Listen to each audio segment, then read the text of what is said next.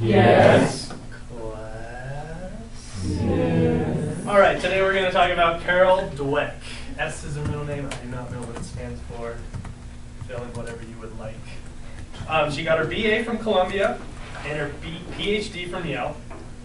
And the research theorists that we talked about today have mostly been trying to define intelligence, and she didn't worry about that as much.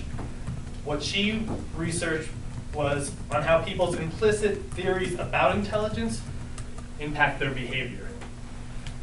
So with this, she had three main contributions, and two of those were how students with entity theory, they believe that their intelligence were fixed. They were born with a certain intelligence, and no matter what, they couldn't increase it, couldn't decrease. And the second is incremental theory. These people view that if they worked harder, their intelligence can go up.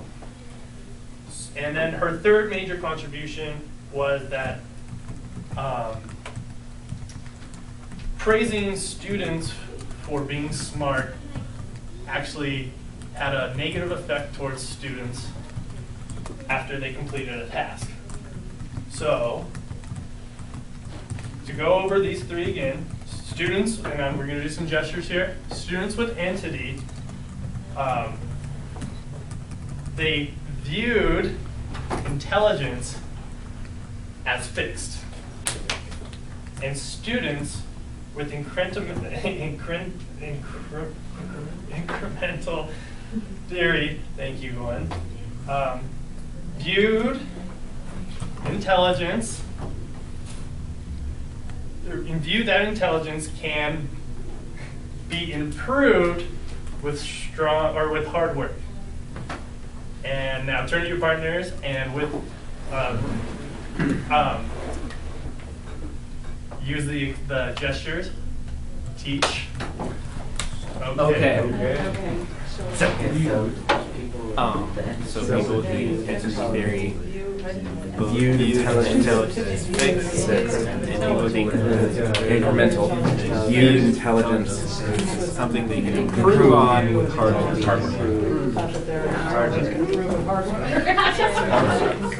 Class! Yes.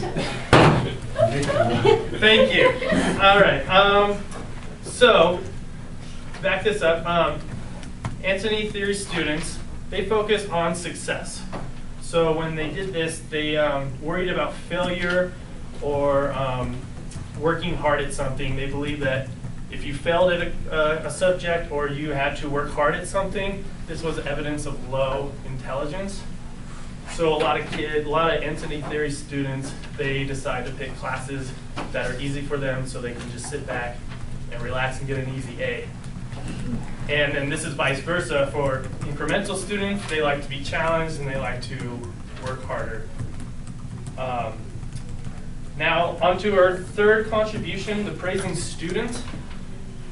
If you praise students that get an A and you praise them for getting an A and you only say, well, you got an A, congratulations, you did good. This will boost their self-esteem, but then if you say, oh, well, you got a C, you got to work harder next time, this brings them down. So it makes their emotions go really high and really low, and they reflect their grade on success, not how hard they tried.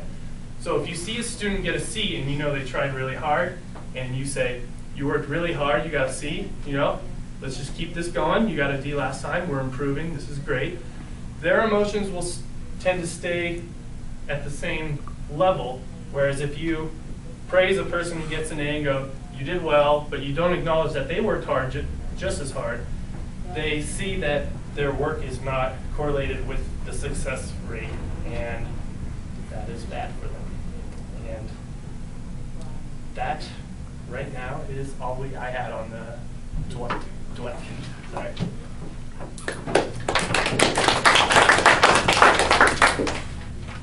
And my response questions are, do you feel that you have a general grasp of Dweck's theories?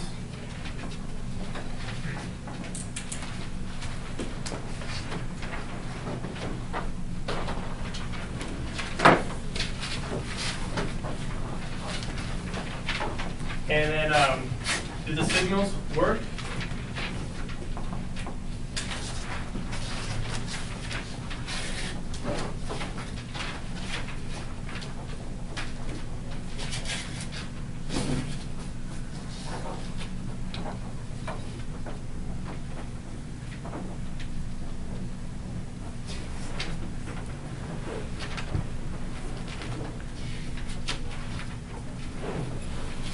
And I have a hard time speaking. So, were my thoughts clear?